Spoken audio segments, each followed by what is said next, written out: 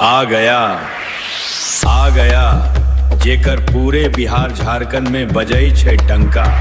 सूरों के बेताज बादशाह सिंगर सौरभ दीवाना का एक और ब्लॉकबस्टर धमाका। सौरभ दीवाना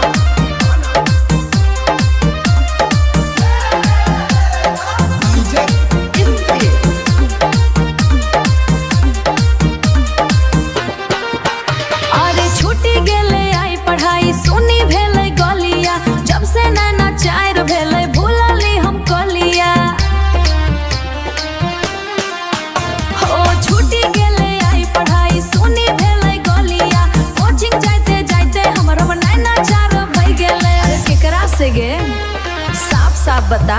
अरे हमरा अमरपुर सिहुड़ी वाला छोड़ा से प्यार भाई गेले। हमरा अमरपुर सिहुड़ी वाला छोड़ा से प्यार भाई गेले। बाजे होए अमरपुर सिहुड़ी के मोड़ पर सौरभ दीवाना।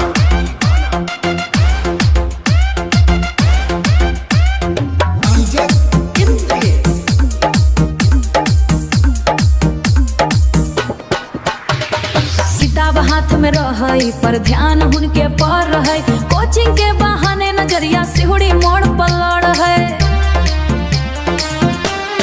हाँ किताब हाथ में रहे पर ध्यान उनके पर रहे। सौरभ दीवाना के गाना मोबाइल में बजाए। सब की भेलै गे आगे की भेलै। अरे देखत देखत वो कहरा से दिल के इकरार भाई गेले।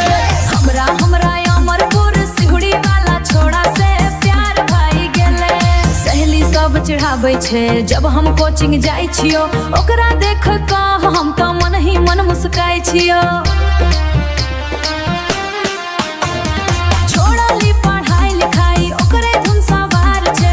अब तो ई दीवाना के सच्चा प्यार छे। जियोगे रब्बुल एकदम साच कहलो। अरे ओकरा बिना जीना अब ओ हमर छोड़ा से